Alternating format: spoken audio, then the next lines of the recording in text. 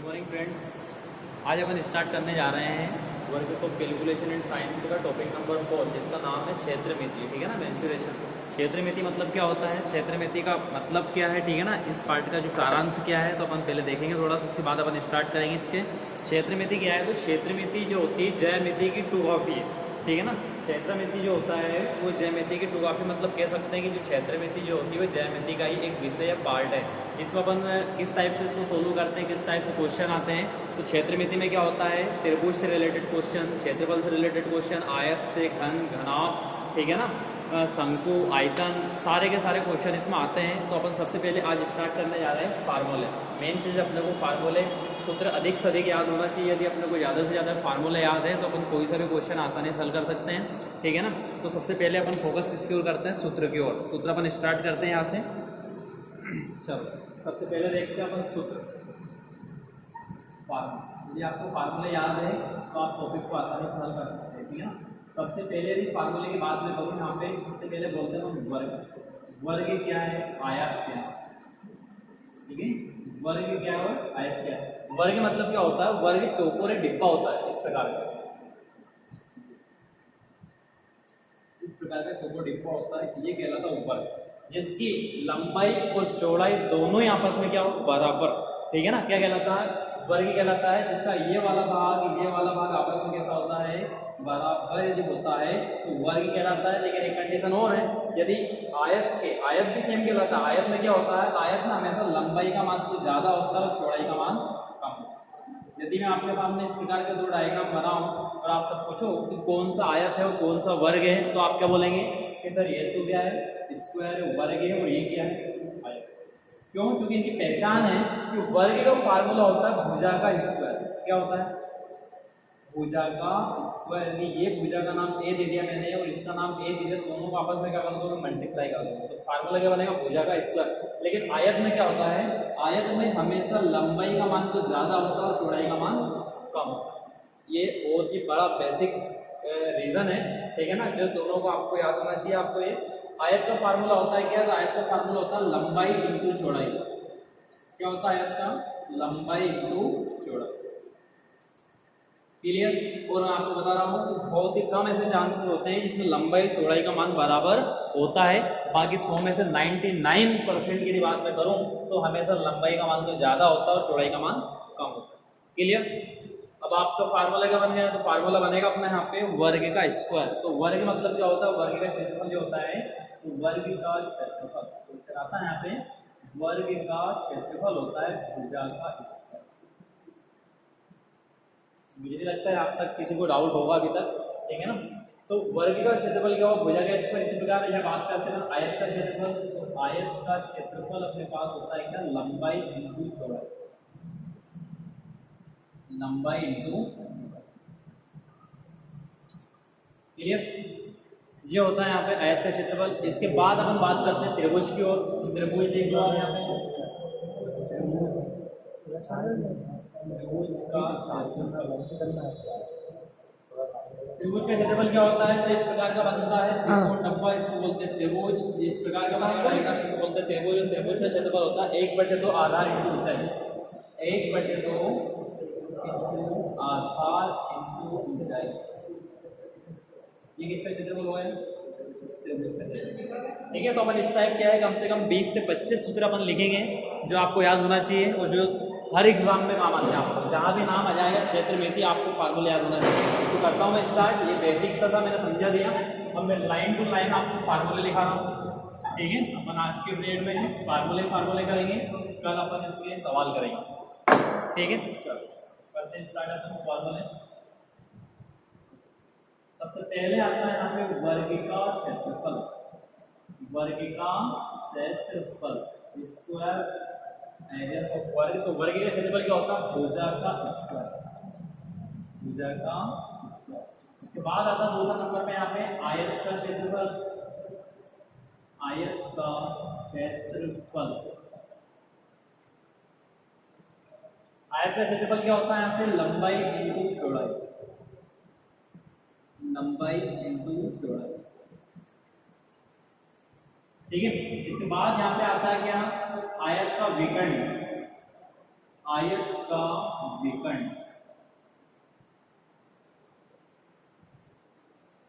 आयत का विकर्ण क्या होता है? तो आयत का विकर्ण होता है लंबाई का स्क्वायर अंडर में लंबाई का स्क्वायर प्लस चौड़ाई का स्क्वायर प्लस चौड़ाई का स्क्वायर। मतलब लंबाई को a मान सकते हैं, चौड़ाई को b मान सकते हैं। तो लिख सकते हैं कि आयत का विकर्ण इक्वल टू होता है under a square plus b square. ये आपने मैथमेटिक्स में देखा होगा, ठीक है ना। 4th नंबर में यहाँ पे आता है वर्ग का क्षेत्रफल। मैंने लिखे यहाँ पे वर्ग का क्षेत्रफल। अपन बात करते हैं वृत्त का क्षेत्रफल। वृत्त इस प्रकार का होता है, सर्कल, ये गोला इसको बोलते हैं अपन वृत्त का क्षेत्रफल होता है क्या? Pi r square. Pi r square maximum time pi का मान होता है 22/7। 0.2 अंक तक मान होता है 3.14, जो बहुत बार एग्जाम में अपन से पूछते हैं डायरेक्टली कि पाई का मान कितना होता है, तो 22/7। 0.2 अंक तक होता है तो 3.14। क्लियर? जो है पाई का वृत्त का क्षेत्रफल। फिर आता है त्रिभुज का क्षेत्रफल। त्रिभुज का क्षेत्रफल क्या होता है? 1/2 आधार इंटू ऊंचाई। 1/2 आधार इंटू ऊंचाई। क्लियर? अगला लिखते हैं अपन यहाँ पे वृत्त के त्रिज्याखंड का क्षेत्रफल। वृत्त के त्रिज्याखंड का क्षेत्रफल बहुत बार एग्जाम में आता है इसका क्वेश्चन भी। तो वृत्त के त्रिज्याखंड का क्षेत्रफल होता है पाई आर स्क्वायर इंटू थीटा बटे 360 डिग्री। क्या होता है वृत्त के त्रिज्याखंड का क्षेत्रफल? पाई आर स्क्वायर इंटू थीटा बटे 360 डिग्री। एक होता है वृत्त के चाप की लंबाई। वृत्त के चाप की लंबाई। वृत्त के चाप की लंबाई का सूत्र होता है यहाँ पे पाई आर इंटू थीटा बटे 360 डिग्री। लेकिन आगे कौन लग जाएगा? क्या हो जाएगा? 2 पाई आर इंटू थीटा बटे 360 डिग्री। क्लियर? इसके बाद आपका यहाँ पे आता है अगला घनाभ के विकर्ण की लंबाई। घनाभ के विकर्ण की लंबाई। घनाभ के विकर्ण की लंबाई क्या होती है? तो घनाभ के विकर्ण की लंबाई होती है under a square plus b square plus c square. एक होता है यहाँ पे घनाभ का पृष्ठीय क्षेत्रफल। घनाभ का पृष्ठीय क्षेत्रफल। तो घनाभ का पृष्ठीय क्षेत्रफल होता है 2 कोष्ठक में AB plus BC plus C। Clear? एक यहाँ पे होता है आयत का परिमाप। आयत का परिमाप। आयत का परिमाप होता है 2A प्लस D, मतलब 2 लंबाई प्लस चौड़ाई। पृष्ठीय क्षेत्रफल में होता है क्या? लंबाई इंटू चौड़ाई, चौड़ाई इंटू ऊंचाई, ऊंचाई इंटू लंबाई। तो ये यहाँ पे अपने को करना पड़ता है AB BC CA। आपका जब भी सवाल आएगा वहाँ पे A B C का मान आपको दे रखेंगे, ठीक है ना। अगला देखते हैं अपन घन का आयतन। घन का आयतन। घन का आयतन होता है A क्यूब। किसी भी यदि आपको दे दें घन की भुजा 11 सेंटीमीटर है, बताइए घन का आयतन क्या होगा? तो यदि घन की भुजा यदि 11 सेंटीमीटर दे दी है तो घन का आयतन होता है, भुजा मतलब ये दे रखा है, तो 11 की घात 3 जब करोगे आप तो 1331 घन सेंटीमीटर आपका आंसर आ जाएगा, ठीक है। अगला देखते हैं अपन आयत का घनाभ का आयतन। घनाभ का आयतन।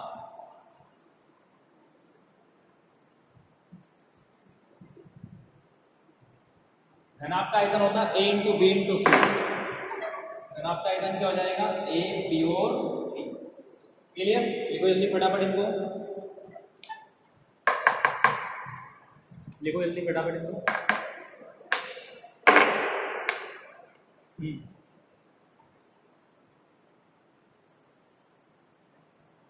तो आपको सारे के सारे फार्मूले ऐसे याद होना चाहिए। कोई बोले घन घनाभ डायरेक्टली याद होना चाहिए, ये घन ये घनाभ, ठीक है ना।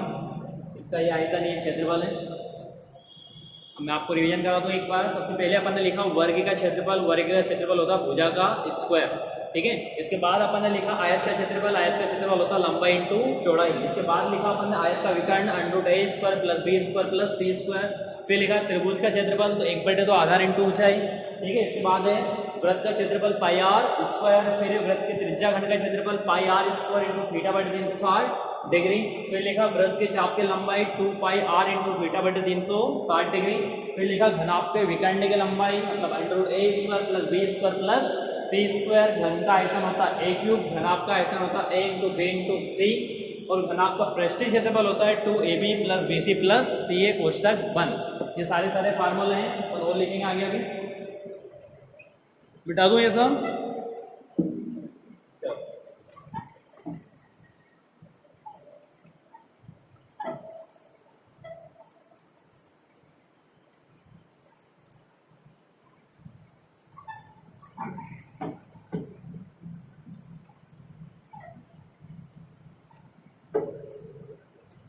अब आते हैं अपन किसकी ओर, शंकु की ओर। शंकु का आयतन, शंकु का आयतन, शंकु का आयतन कितना होता है? तो शंकु का आयतन होता है 1/3 पाई r स्क्वायर इंच। कितना होता है? 1/3 पाई r स्क्वायर इंच। क्लियर? बात होता है यहाँ पे शंकु का वक्र पृष्ठ।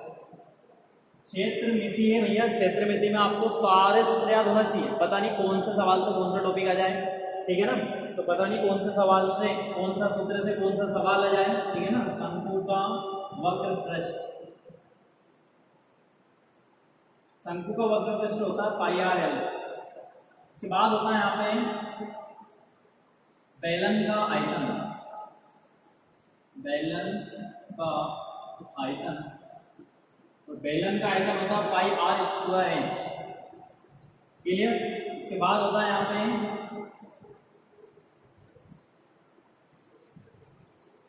बेलन का आयतन हो गया पाई r स्क्वायर। फिर आता है यहाँ पे गोले का आयतन, गोले का आयतन, गोले का आयतन होता है 4/3 पाई r क्यूब। फिर आता है अर्ध गोले का आयतन, अर्ध गोले का आयतन, अर्ध गोले का आयतन आता है क्या? तो पाई r 2 पाई r स्क्वायर, ये अपन बोल सकते हैं 2 पाई r क्यूब, ठीक है ना? 2 पाई r क्यूब, ये आपका आ जाएगा कौन? अर्ध गोले का आयतन। और भी अपने पास फार्मूले हैं बहुत सारे। ये फार्मूले मेन फार्मूले आपको तो याद होना चाहिए, ये वाले फार्मूले तो, ठीक है? अब देखते अपन आगे। आपसे पूछे समकोण त्रिभुज का परिमाप, समकोण त्रिभुज का परिमाप, तो ये अपना होता है a plus B plus C. Clear? अगला अपने को दे रखा है यहाँ पे, हाँ एक चीज और मेन हो ये है कि आपसे यदि किसी भी सवाल में सामने वाला क्षेत्रफल पूछे, क्या पूछे? क्षेत्रफल पूछे, तो आपको देखना है कि वो सवाल यदि मीटर में चल रहा है तो उसका आंसर वर्ग मीटर आएगा, यदि वो सवाल सेंटीमीटर में चल रहा है तो उसका आंसर क्या हो जाएगा? वर्ग सेंटीमीटर। जब भी बात किसकी चले? क्षेत्रफल की। तो जब भी बात चलती है घनाभ आयतन की, आपसे पूछे कि ये वस्तु जो है इतने सेंटीमीटर है, इसका आयतन ज्ञात कीजिए, तो आयतन हमेशा निकलता है यदि सेंटीमीटर में पूछेगा तो घन सेंटीमीटर, यदि वर्ग में पूछेगा तो घन मीटर, यदि किलोमीटर में पूछेगा तो घन किलोमीटर। क्लियर? यदि इधर किलोमीटर में पूछता है तो यहाँ पे आ जाएगा वर्ग किलोमीटर। जो भी पूछे हमेशा सवाल जो पूछता है आंसर भी अपने को उसी में ही देना है। क्लियर? यदि सवाल सेंटीमीटर में आया है तो आंसर भी सेंटीमीटर में जाएगा। बस आपको ध्यान रखना है कि क्षेत्रफल पूछा है या आयतन पूछा है। बहुत सारे क्या करते हैं, सवाल तो कर देते हैं, लास्ट में जाके पूछता आयतन है, लगा देते हैं स्क्वायर, तो खत्म हो जाएगा। ये आपका वन लाइनर क्वेश्चन बता रहा हूँ मैं।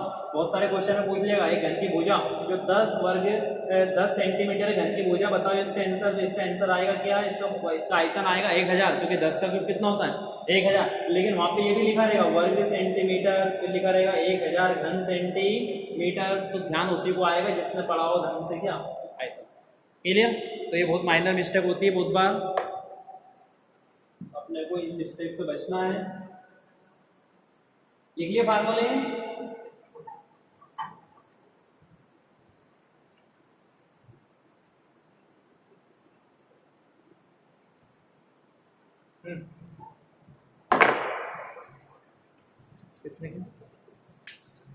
चलो ये सारा का सारा क्षेत्रमिति में था जो आपने बेसिक पढ़ा होगा, ठीक है ना। Workings of calculation and science का फर्स्ट ईयर का जो मटेरियल था मैंने आपको पूरा कंप्लीट करा दिया है। इसमें सारे के सारे फार्मूले लिखे हैं, आपको क्या करना है डायरेक्ट जब क्वेश्चन आएगा तो फार्मूले में फिट करके आपको आंसर निकालना है। अब अपन चलते हैं सेकंड ईयर के मैथमेटिक्स की ओर। तो सेकंड ईयर में मैथमेटिक्स में जो आपका क्षेत्रमिति आया है, लेकिन यहाँ पे क्षेत्रमिति पार्ट 2 आया। कौन सा है?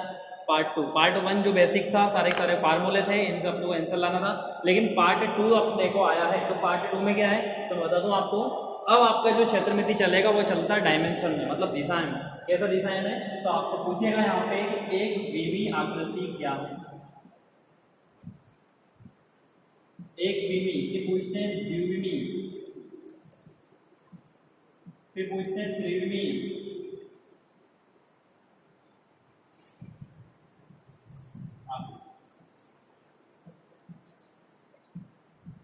तो मैं आपको बता दूं तो एक विमी जो आकृति होती है, ठीक है ना, कौन सी होती है? द्विविमी आकृतियां कौन सी होती है? त्रिविमी आकृतियां कौन सी होती है? ये अपने को सेकंड ईयर में यहाँ पे स्टार्ट होता है, ठीक है ना। तो क्या होता है कि आकृतियां तो होती है, लेकिन सभी का देखने का नजरिया अलग अलग होता है। कोई किस एंगल से देखता है, कोई किस एंगल से होता है, जबकि आकृतियां होती है, ठीक है। तो कहने का मतलब अपन स्टार्ट करते हैं यहाँ पे एक विमी आकृति तो सारी सारी वस्तु हो जाती है। अब अपन आते हैं द्विविमी वस्तु में। द्विविमी आकृतियां मतलब एक विमी आकृति में समझ लो क्या है। एक विमी आकृति का मतलब होता है कि कोई सी भी वस्तु जिसकी लंबाई तो हो लेकिन चौड़ाई ना हो, उसमें ऊंचाई ना हो, उसमें गोलाई ना हो। आपने सिर्फ बोला लंबाई। जैसे ये मार्कर है, मैंने पूछा आपसे मार्कर है, तो हाँ मार्कर है। आपने पूछा, मैंने पूछा कितने सेंटीमीटर लंबा है, तो आपने बोल दिया सर 2 सेंटीमीटर लंबा है। तो बस मैंने एक यदि चीज़ पूछी है तो उसकी एक ही आकृति के बारे में पूछा, सिर्फ लंबाई। समझ में आया?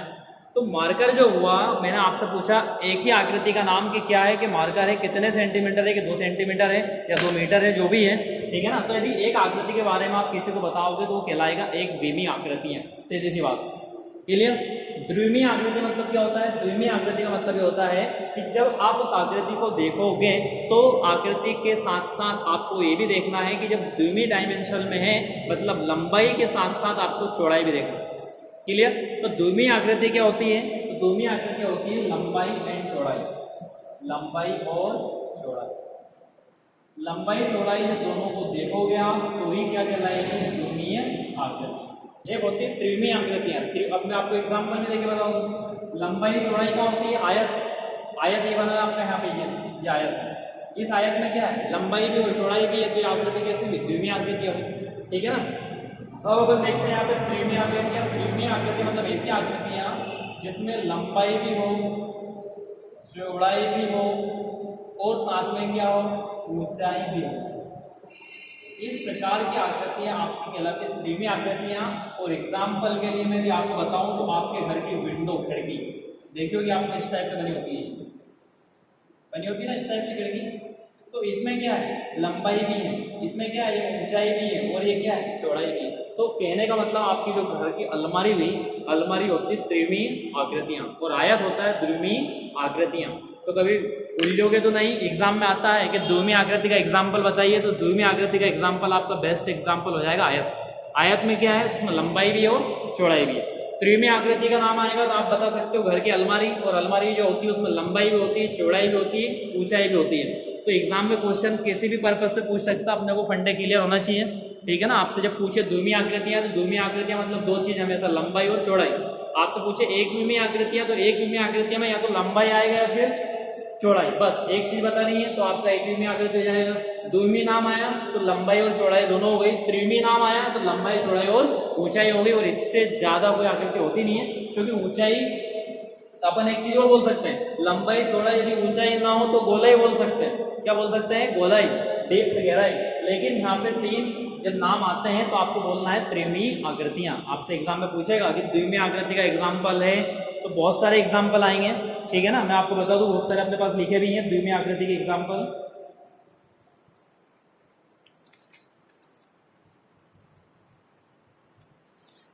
द्विविमी आकृति का एग्जाम्पल क्या है और त्रिविमी आकृति का एग्जाम्पल क्या है, देखते हैं अपन। द्विविमी आकृति में आपका हो जाएगा वर्ग हो गया, आयत हो गया, त्रिभुज हो गया, चतुर्भुज हो गया, वृत्त हो गया। सारी की सारी आकृतियां क्या होती है? द्विविमी आकृतियां। और त्रिविमी आकृति में आपका आ जाएगा क्या? अलमारी आ गया, पाइप आ गया, स्टील आ गया, ठीक है ना, बॉल आ गई। ये सारी की सारी आकृतियां क्या कहलाती है? त्रिविमी आकृतियां कहलाती है। क्लियर।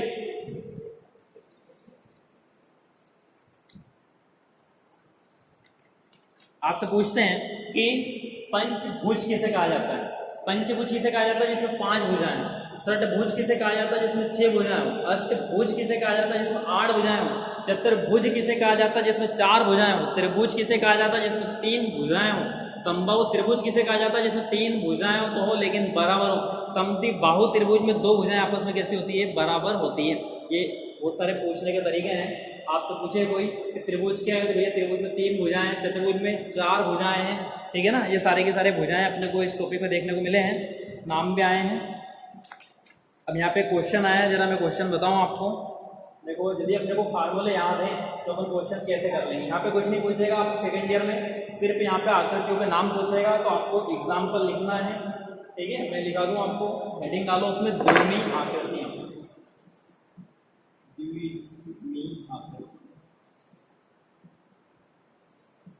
द्विमीय आकृतियां का एग्जाम्पल सबसे पहले क्या लिखोगे यहाँ पे? त्रिभुज, आयत, वर्ग, ठीक है। इसके बाद हो जाएगा आपका क्या? द्विमीय वर्ग में आयत हो गया, त्रिभुज हो गया, वर्ग हो गया, ठीक है ना। ये सारी की सारी आकृतियां कौन सी हो जाएगी? द्विमीय आकृतियां। त्रिमीय आकृति में आपका क्या जाएगा? त्रिविमीय।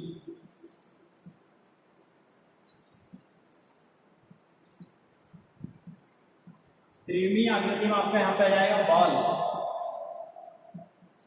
स्टील, पाइप, अलमारी। आपको फंडे 3 माइंड में लेके चलना है यहाँ पे, लंबाई, चौड़ाई और ऊंचाई। ऊंचाई ना हो तो पता चलना चाहिए गोलाई। यदि इस प्रकार के आते हैं तो आपकी कहलाएगी त्रिमीय आकृतियां। द्विमीय आकृति में सिर्फ कौन आते हैं? लंबाई और चौड़ाई, लंबाई एंड चौड़ाई, हाइट एंड लेंथ, ठीक है। ये अपने द्विमीय पूरे एग्जाम में आते हैं, लिख के रख लो आप। इसमें से एक क्वेश्चन 100% आएगा, ठीक है ना। आते ही हर बार एग्जाम में इसमें से। अब मैं आपको थोड़ा सा सवाल को चलते हैं, अपन इतने सारे फार्मूले लिखे हैं तो अपन 1-2 सवाल उससे भी कर ले, बाकी इसमें आपका काम हो गया। यदि आपको पता है द्विमीय आकृति का उदाहरण, त्रिमीय आकृति का उदाहरण, मतलब अपना काम बन गया है। यहाँ पे आपका एक क्वेश्चन आ जाएगा, ठीक है। इतना कोई टफ टॉपिक नहीं है। आपको सिर्फ पूछेगा वो कि अलमारी कौन सी आकृतियाँ हैं? त्रिमीय आकृतियाँ हैं। आपको पूछेगा पाइप कौन सी आकृतियाँ हैं? तो त्रिमीय आकृतियाँ हैं, क्योंकि पाइप में लंबाई भी होती है, उसकी थिकनेस चौड़ाई भी होती है और गोलाई भी होती है, ठीक है ना। चलो एक सवाल दिया, एक समकोण त्रिभुज की 2 भुजाएं 3 सेंटीमीटर तथा 4 सेंटीमीटर है। एक समकोण त्रिभुज की बहुत ही सिंपल सवाल है, और ऐसा या ऐसी कोई सी परीक्षा ना हो ITI लेवल की जिसमें क्वेश्चन आया नहीं हो, ठीक है। एक समकोण त्रिभुज की भुजाएं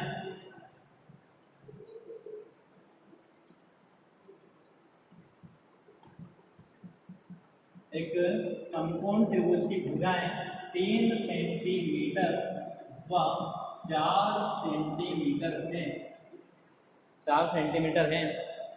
कर्ण का मान ज्ञात कीजिए। इसका कर्ण का मान ज्ञात कीजिए। अब मैंने आपको कल ही बताया था कि जब समकोण त्रिभुज का नाम आया है तो समकोण त्रिभुज में सबसे बड़ी भुजाएं कौन सी होती है? कर्ण होती है। मैं डायरेक्टली निकाल सकता हूँ कि जो कर्ण का वर्ग होगा दोनों के वर्गों का योग के बराबर होगा। तो 3 का 9, 4 का 16, 16 9 25, 25 के 5, कर्ण का मान कितना जाएगा? 5 सेंटीमीटर। सीधी सी बात है, लेकिन जिसको ना आए उसको समझ जाओ। ये होता है लंब, ये होता है कर्ण, ये होता है आधार। अब सामने वाले ने आपको 2 भुजा कर्ण तो दी नहीं है, तो कर्ण मैंने क्वेश्चन टेक लगा दिया। लंब आपको दिया 3 सेंटीमीटर, चौड़ाई आपको दी, आधार आपको दिया 4 सेंटीमीटर। आप कुछ भी कर लो 3 4, क्योंकि सामने कौन बैठा? कर्ण। तो अपन क्या लिखेंगे? हम